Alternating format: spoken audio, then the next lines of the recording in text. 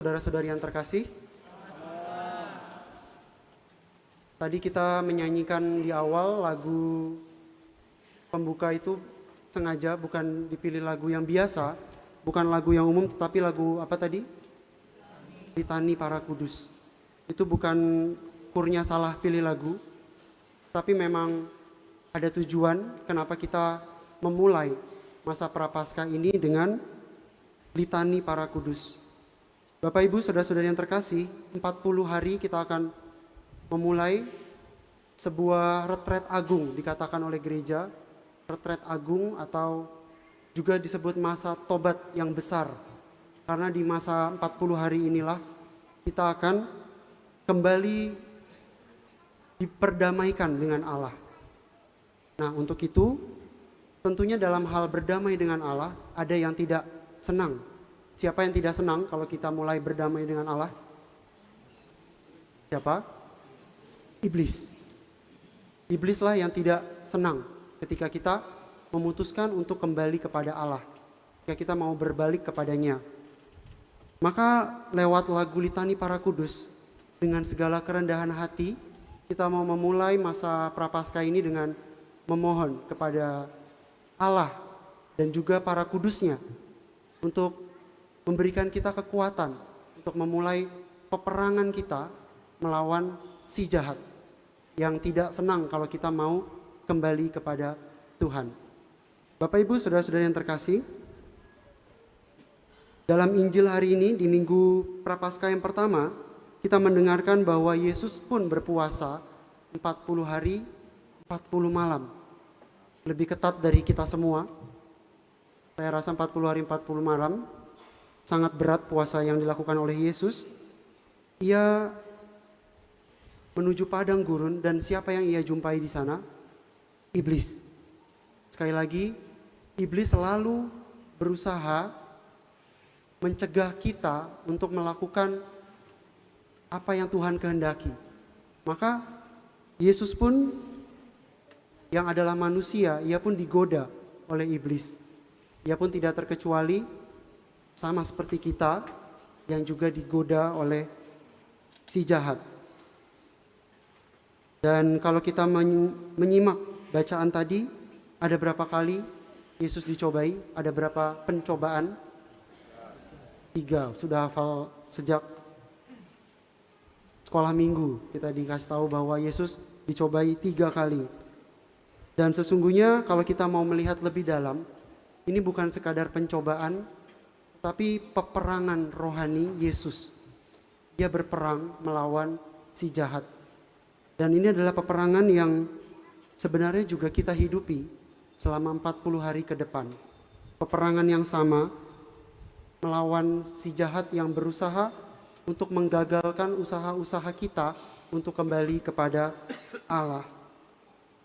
Kita melihat dalam 3 kali pencobaan, Yesus yang pertama dicobai tentang apa? Roti. Batu menjadi roti. Karena Yesus lapar, iblis tahu bahwa makanan itu pasti menggoda. Dan pencobaan pertama itu berupa kenikmatan sebenarnya. Kita bisa merangkum roti atau makanan yang ditawarkan itu sebagai godaan akan kenikmatan. Kenikmatan duniawi tentunya. Yang juga menjadi hal yang akan kita hadapi selama 40 hari ke depan. Lalu yang kedua, Yesus dicobai dengan dibawa ke tempat tinggi, lalu kalau Yesus mau menjatuhkan diri, dikatakan bahwa akan ada malaikat yang menopang Yesus. Sebenarnya tidak ada yang salah dengan ini. Tetapi Yesus melawan godaan ini karena ia tahu bahwa ini semacam kenyamanan yang ditawarkan oleh dunia. Kalau ada pencobaan sedikit, kita meminta pertolongan Tuhan, lalu kita berharap Tuhan menyelamatkan. Tentu itu tidak ada yang salah, tapi Tuhan Yesus mau mengingatkan kita hari ini tentang bagaimana sebenarnya kita juga diundang untuk keluar dari zona nyaman kita selama 40 hari Prapaskah ini. Dan yang ketiga, Yesus dicobai di dibawa ke sebuah tempat tinggi lagi, dan jika Yesus mau menyembah iblis, Yesus akan diberikan kekuasaan, yaitu seluruh dunia yang menjadi kekuasaan iblis. Dan ini juga merupakan godaan yang akan kita hadapi sebenarnya, yaitu akan kekuasaan. Godaan akan kekuasaan. Jadi Bapak Ibu, saudara-saudara yang terkasih, jika Yesus menghadapi 3 pencobaan tentang kenikmatan, tentang kenyamanan, dan juga kekuasaan, sebenarnya 40 hari ke depan itu jugalah yang akan kita hadapi. Kita akan masuk ke dalam perang yang sama seperti Yesus. Kita akan masuk ke dalam padang gurun selama 40 hari, dan kita akan dihadapkan dengan godaan-godaan yang demikian. Kita akan menghadapi kenikmatan-kenikmatan duniawi yang ditawarkan. Bayangkan kalau sedang puasa, sedang pantang, lalu ada yang makan enak di depan. Itu godaan kecil, tetapi kenikmatan itulah yang berusaha iblis tawarkan kepada kita agar kita teralihkan dari tujuan kita, yaitu pertobatan tadi. Jika kita ditawari kenyamanan, tentu siapa yang tidak mau kenyamanan. Tapi di masa prapaskah ini juga kita diminta untuk melawan kenyamanan. Dengan apa? Misalnya dengan perbuatan amal kasih. Perbuatan amal kasih itu menuntut kita untuk keluar dari zona nyaman, bertemu dengan orang, mengasihi orang yang membutuhkan pertolongan kita, dan itu tidak nyaman. Maka kita bisa menghadapi godaan kenyamanan itu juga dengan upaya-upaya amal kasih seperti yang ditawarkan gereja dalam masa 40 hari ini. Dan terakhir tentang kekuasaan. Kita mungkin akan tidak asing bagi kita untuk ingin mengendalikan segala sesuatu dalam hidup kita. Kita ingin semuanya baik-baik saja, tidak ada masalah, semuanya dalam kendali. Tapi mungkin dalam 40 hari ke depan, kita bisa belajar dari Yesus bagaimana bukan mau menguasai kehidupan kita, tetapi bagaimana kita mau menyerahkan kekuasaan atas hidup kita itu ke tangan Tuhan sendiri.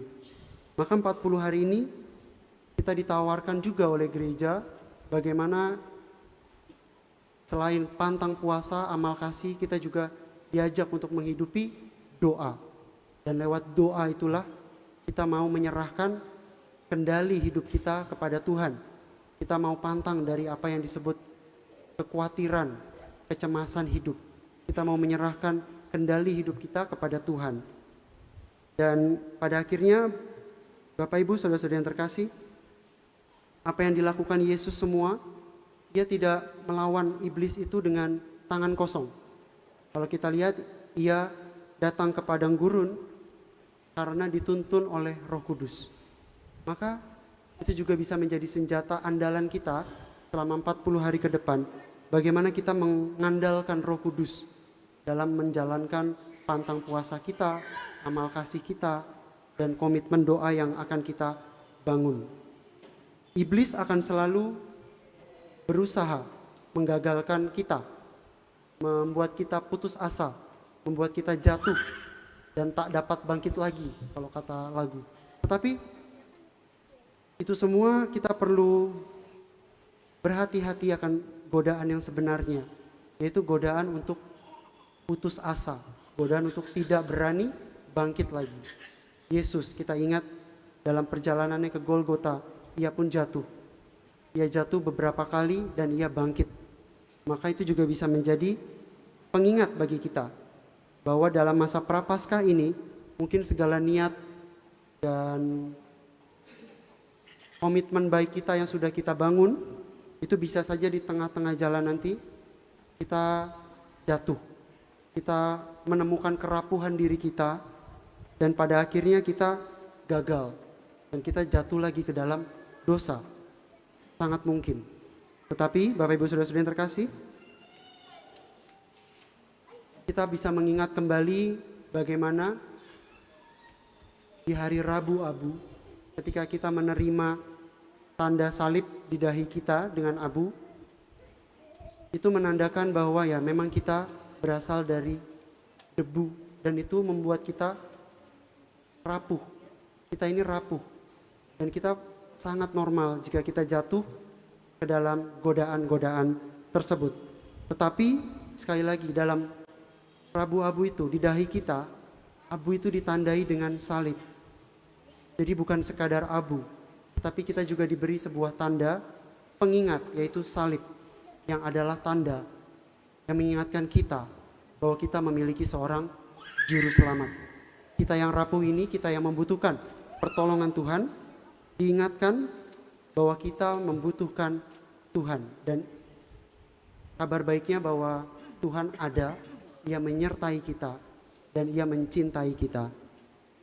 Maka Bapak Ibu Saudara-saudara yang terkasih, untuk memulai masa Prapaskah ini, marilah kita memiliki semangat seperti Yesus yang berani menghadapi godaan, tidak pasrah dan kalah begitu saja dengan iblis.